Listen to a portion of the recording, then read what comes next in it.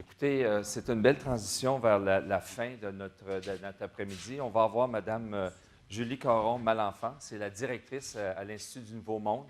Elle va nous faire un wrap-up de ça. Je vous invite à l'écouter parce qu'elle est habituée à ce genre de session de travail-là, puis ça va être un sacré punch. Mme Caron-Malenfant possède 15 ans d'expérience en développement local et participation publique. Elle a contribué à la réalisation de plusieurs études stratégiques et de plans de développement au Mexique et sur le territoire québécois. En outre, elle a une expertise enviable en matière de concertation et de participation des parties prenantes dans des processus consultatifs et décisionnels sur des enjeux de développement durable du territoire, de ressources naturelles, de culture et d'affaires publiques. Elle a accompagné de nombreux clients dans des démarches de consultation des parties prenantes, notamment des municipalités, conférences régionales des élus, grands centres locaux de développement et de divers autres organismes privés et publics. Elle est co-auteure du guide pratique de l'acceptabilité sociale, pistes de réflexion et d'action aux éditions DPRM 2009. Alors, je vous présente Mme Caron-Malenfant. Merci. Je vous jure que c'est vrai que j'ai 15 ans d'expérience. Même si mon nom, même si j'ai 2 noms de famille. Bonjour, je vous promets, ma présentation ne durera pas plus que 15 minutes, alors vous allez tous ensuite pouvoir prendre votre train à temps. Peut-être petite rectification, je ne suis pas la directrice de l'Institut du Nouveau Monde. Le directeur général, c'est Michel Venn, que peut-être certains d'entre vous connaissez. Il a mené une bonne partie de la conversation publique sur l'avenir minier, de laquelle je viens vous entretenir aujourd'hui. Je suis plutôt directrice de la division des services conseils de l'Institut du Nouveau Monde. Alors, petite rectification, mais j'apprécie le compliment. La première conférencière avait un PowerPoint, pas de notes. Le deuxième avait des notes, pas de PowerPoint. Et puis, moi, j'ai les deux. Je dois vous dire que je me trouve dans une drôle de situation parce que j'ai l'habitude d'animer ce genre d'activité. J'ai l'habitude de présenter mon organisation, mon travail, etc. Mais je me sens nerveuse parce que ce que je viens faire aujourd'hui, c'est que je viens vous livrer la parole que nous avons recueillie des citoyens qu'on a rencontrés au cours de l'hiver et du printemps dernier. Et puis, j'espère seulement être fidèle à ce qu'ils ont dit et j'espère vous le rendre donc le plus justement possible. Mais pour moi, c'est un moment important et je vais le faire avec le plus grand soin possible. D'abord, mon PowerPoint est là. Je n'ai pas du tout une bonne synchronisation, d'ailleurs, PowerPoint-parole. Là. Alors, je vais juste essayer de comprendre la manette. C'est ça. OK. Je ne suis pas obligée de le pointer. Là. Je fais juste peser. OK, bon. Alors, d'après ce que j'ai entendu des discussions autour de ma table et en plénière, j'ai l'impression que je ne vais pas vous apprendre beaucoup de choses nouvelles. Je pense que l'industrie est assez clairvoyante puis comprend bien son milieu. Mais si on me demandait d'être ici, c'est peut-être parce qu'il y a des vertus pédagogiques à la répétition. Et donc, ce que je vais faire, c'est justement de vous partager les résultats de la conversation publique sur l'avenir minier. Et puis, avant que je l'oublie, je remercie les organisateurs de l'événement et de l'atelier et vous-même participants de votre présence ici. Ça marche. Rapidement, je vais vous parler de ce qu'est l'Institut du Nouveau Monde. On n'est pas du tout un acteur du secteur minier ni de l'exploration. Donc, brièvement, je vais vous dire qui nous sommes. On est un organisme sans but lucratif, non partisan et indépendant. Et notre mission, c'est de favoriser la participation des citoyens au débat public pour contribuer au renouvellement des idées au Québec. Notre organisme a, au fil des ans, acquis une expertise en mobilisation des citoyens et en participation du public autour d'enjeux cruciaux pour la société québécoise. Ça fait bientôt 10 ans qu'on est en opération, donc en 2013, on va célébrer notre 10e anniversaire. Et qu'on pense à la santé, à l'économie, à l'éducation, à la culture, au contrat social entre les générations. Eh bien, sur tous ces sujets, on a convié depuis 9 ans des milliers de citoyens à participer à des exercices de réflexion collective. On publie également tous les ans l'État du Québec que vous voyez en rouge au centre. C'est une revue, c'est un genre d'annuaire qui est une revue de l'actualité sociale, économique, politique, qui fait le point sur notre société et puis qui approfondit la réflexion sur les enjeux qui ont marqué l'année. On croit au potentiel des jeunes. Le bleu que vous voyez, c'est qu'on croit au potentiel des jeunes parce qu'on organise depuis 10 ans une école de citoyenneté pour les jeunes de 15 à 35 ans qui est reconnue dans le cadre de la stratégie jeunesse. Une école d'été, donc, qui est vraiment destinée aux citoyens et qui, d'ailleurs, a été le témoin de la première petite graine qu'on a sommée à l'origine de la conversation publique sur l'avenir minier en 2011. Nous avons organisé une table ronde sur l'avenir de notre sous-sol québécois. Également, on travaille avec divers organismes, notamment des ministères et des municipalités, pour contribuer à développer ou même carrément à mettre en œuvre la participation publique au sein de nos institutions. Alors, bien entendu, on a aussi organisé la conversation publique sur l'avenir minier, projet qui a été initié en 2011 et qui s'est conclu en septembre dernier par la diffusion du bilan. La démarche visait à répondre à la nécessité qui avait été maintes fois formulée dans les médias et sur toutes sortes de tribunes par de nombreux acteurs à tenir un débat sur la question des ressources minérales au Québec. Alors, on a réuni le financement qui provenait, entre autres, de l'industrie via Minalliance, mais également le Fonds de solidarité, FTQ et Bâtirante ont contribué à financer cette démarche-là.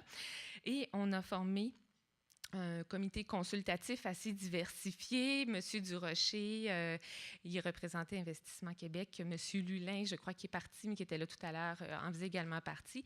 Mais on retrouvait également des écologistes, des syndicats et des gens de la communauté d'affaires.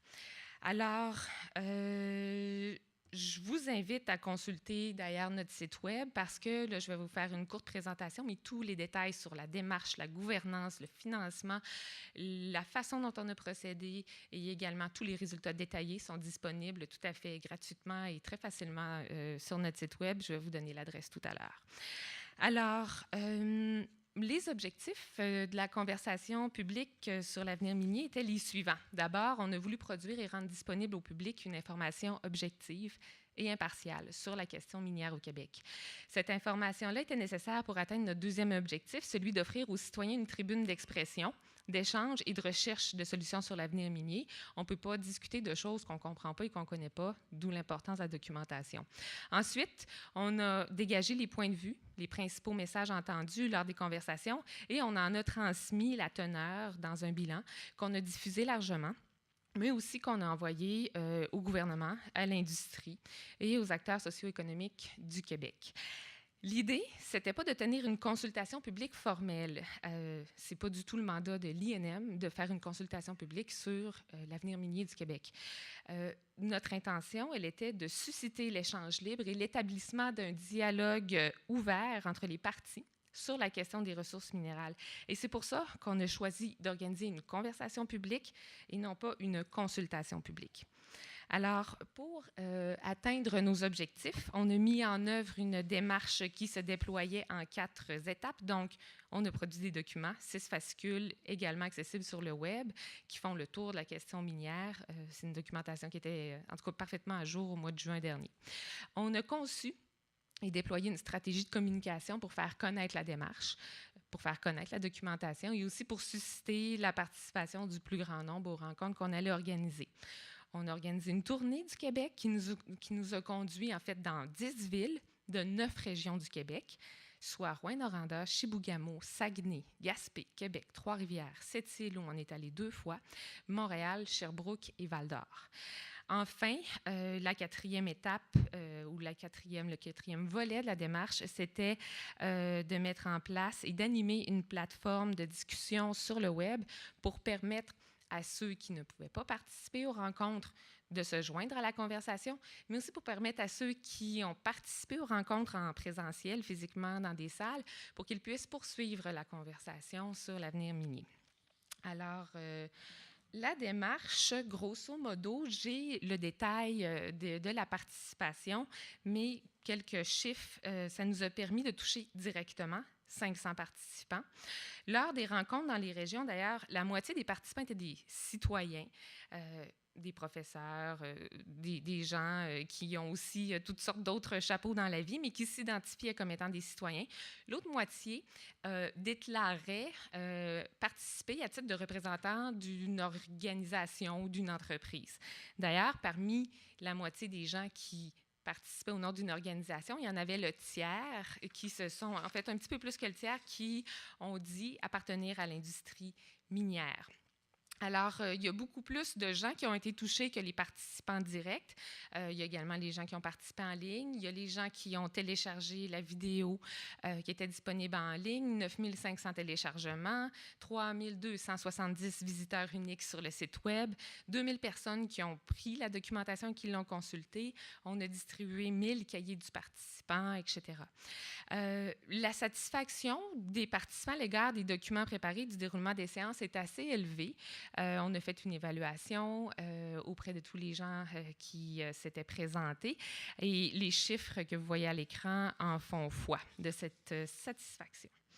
Alors, venons-en aux résultats.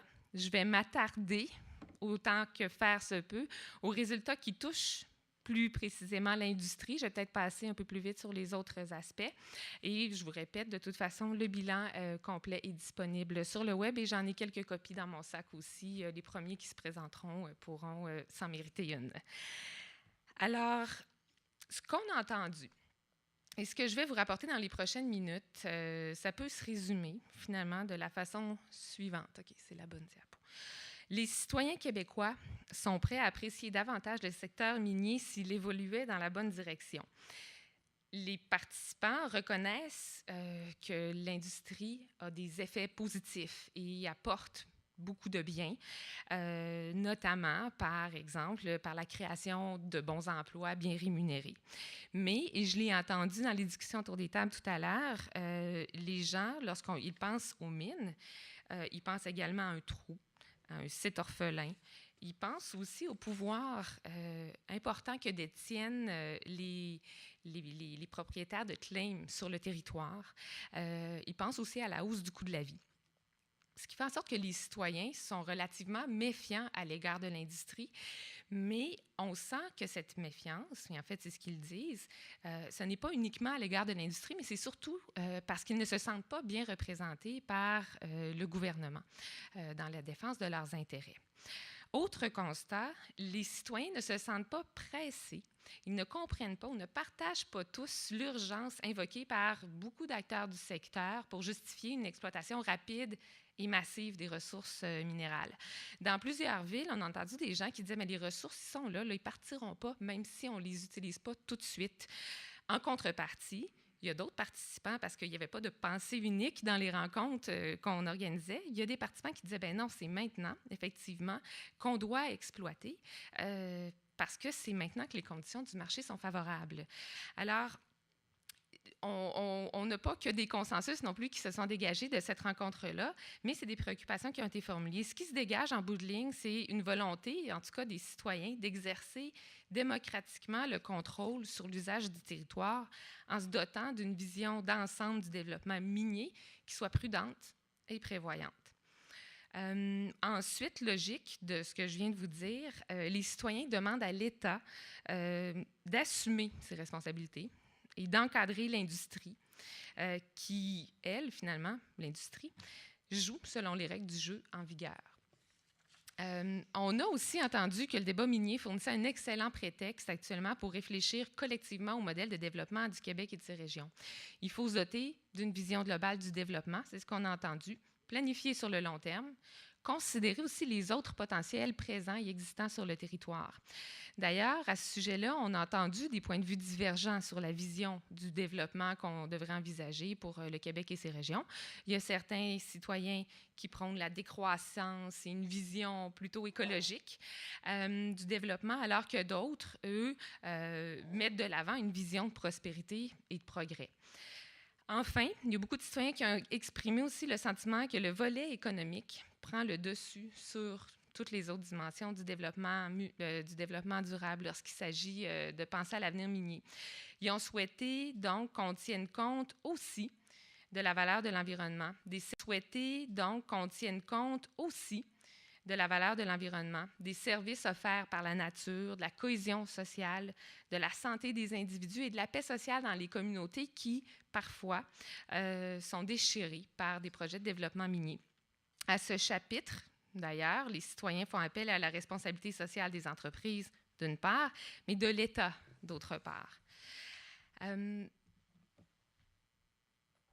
Pendant la conversation publique, on a aussi entendu des participants qui partageaient leurs craintes ou leurs appréhensions à la lumière du développement de la filière des gaz de schiste. Les citoyens ont des attentes élevées, donc, à l'égard de l'industrie minière pour une transparence accrue, vous en avez parlé amplement tout à l'heure, et l'accès à l'information. Et cela le plus tôt, le plus en amont possible. Et ça, c'est une invitation pour créer le dialogue avant même qu'un projet ne prenne forme. Donc, dès la phase d'exploration, est-ce possible d'envisager de créer un dialogue? Les citoyens souhaitent aussi qu'une analyse indépendante avantage-coût soit effectuée, idéalement par le ministère des Ressources naturelles. Les participants souhaitent une révision objective du régime des redevances minières. Et aussi, et ça interpelle certes les décideurs publics, mais aussi les acteurs de l'industrie, il y a une demande ferme que les citoyens soient consultés et qu'il faut viser l'atteinte de l'acceptabilité sociale. Parce que les citoyens refusent clairement de se voir imposer sur leur territoire un projet minier, tout comme, en fait, toute forme de projet industriel. Les citoyens veulent être informés le plus tôt possible dans le processus, être consultés, pouvoir recourir aussi à une expertise scientifique indépendante et compter sur de l'aide professionnelle dans les discussions qui pourraient s'engager sur les compensations financières, par exemple. À la divulgation du bilan de la conversation publique, notre directeur général, Michel Venn, publiait sur son blog un texte intitulé « Pas de développement minier sans acceptabilité sociale ». En effet, l'acceptabilité sociale, c'est devenu en quelque sorte un genre de passage obligé pour les projets de développement d'envergure. Et c'est particulièrement vrai lorsqu'on parle des ressources naturelles. D'ailleurs, lors d'une des rencontres qu'on a animées à Val-d'Or, on a abordé plus spécifiquement la question de l'acceptabilité sociale. Il est apparu que la voie de l'information, de la consultation, du dialogue et de la participation des citoyens est la seule voie praticable pour déterminer l'acceptabilité sociale d'un projet. Je vous propose de vous présenter ce qu'ont dit les citoyens sur la question d'acceptabilité sociale en fonction du prisme du développement durable, celui qu'on connaît, le volet économique, le volet social, le volet environnemental. Alors, l'acceptabilité sociale sur la dimension économique, c'est d'abord et avant tout une question d'équité. Les citoyens souhaitent une maximisation des retombées pour le Québec. D'ailleurs, ils suggèrent 2 moyens. La prise de participation de l'État dans les compagnies minières, voire même la nationalisation ou la création de coopératives. Ça, c'est une des hypothèses qui a été soulevée. Mais aussi, une autre façon de maximiser les retombées, c'est la transformation secondaire et tertiaire des métaux au Québec. Dans le cadre même de la conversation publique sur l'avenir minier, les propositions, il était entendu qu'il y avait tellement de nuances à apporter qu'il était entendu que ces propositions-là méritaient d'être vraiment davantage discutées avant d'aller de l'avant. Mais les citoyens ont aussi dit qu'on souhaitait maximiser les retombées pour les régions, pas uniquement pour le Québec, mais aussi pour les régions qui sont concernées. Et là, on parle de redevances versées aux régions, de création de fonds régionaux pour la diversification économique, etc. Les compagnies minières sont également invitées à user de leur pouvoir d'achat, de leur pouvoir d'embauche. Tu as 2 minutes. J'ai 2 minutes? La petite lumière jaune. Il me reste une page. Ça va être correct, c'est écrit gros. Mais donc, les compagnies minières sont invitées à user de leur pouvoir d'achat, d'embauche et d'investissement pour soutenir l'économie locale, régionale et nationale. Mais on leur demande un effort supplémentaire, plus de sous-traitance locale, plus d'implication pour susciter davantage la création d'entreprises pour répondre localement aux besoins. Puis, il a été exprimé que l'industrie minière, on reconnaît que c'est une industrie de pointe et pour cela, on s'attend à ce qu'elle investisse davantage pour développer une expertise québécoise. Enfin, les citoyens désirent profiter du contexte favorable actuel pour prévoir dès maintenant l'après-boom. Et à ce chapitre, ils pensent que pour l'industrie, une façon de le faire, c'est d'encourager l'entrepreneuriat et les investissements en R&D. Sur la dimension sociale, l'acceptabilité sociale, c'est une question de santé et de qualité de vie. La pression d'un développement minier sur les infrastructures locales et l'organisation sociale préoccupent les citoyens. Et l'embauche locale, la formation et la persévérance scolaire sont des secteurs dans lesquels l'industrie pourrait, selon les citoyens, avoir un impact significatif. Il y a les impacts du fly-in, fly-out aussi qui préoccupent beaucoup les gens. Enfin, l'acceptabilité sociale sur le plan environnemental, c'est faire résolument le choix du développement durable. D'ailleurs, les efforts de l'industrie en la matière ont été soulignés, mais personne ne prétend que la situation actuellement est idéale et la recherche et le développement pourraient jouer un rôle déterminant. C'est une contribution significative que pourrait avoir l'industrie aux yeux des citoyens. Donc, en bref, les citoyens qui ont participé à la conversation publique sur l'avenir minier ont exprimé des attentes élevées pour l'établissement d'un nouveau dialogue et de nouvelles pratiques. Ce que l'INM propose pour la suite, c'est de lancer des travaux qui réunissent toutes les parties prenantes, incluant les citoyens, sur 3 aspects, les redevances, la transformation et, en caractère gras, l'acceptabilité sociale. Au moment de présenter son budget, le gouvernement a déclaré qu'il consulterait l'industrie avant d'apporter des changements au régime minier. Notre tournée indique qu'il doit consulter non seulement l'industrie, mais toutes les parties prenantes, incluant les citoyens. Alors, c'est une invitation. Merci de votre attention. Merci beaucoup. Alors, merci beaucoup. Pendant que Pierre-Philippe se prépare à donner les cadeaux à nos conférenciers, moi, je veux tout spécialement vous remercier. Je ne vous cacherai pas que moi, Pierre-Philippe et Suzanne, qui a dû quitter subitement, je crois que son père s'est fait opérer à Montréal et elle est à sa rencontre, on avait une certaine appréhension, à savoir comment allait se dérouler la première session sur ce thème-là. D'accord? Et on se disait, bon, bien, il va-t-il y avoir 30 personnes, il va-t-il y en avoir 200, est-ce qu'ils vont accepter?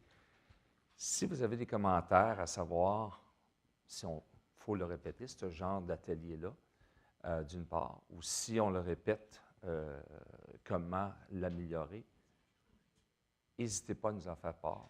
On va définitivement en considérer.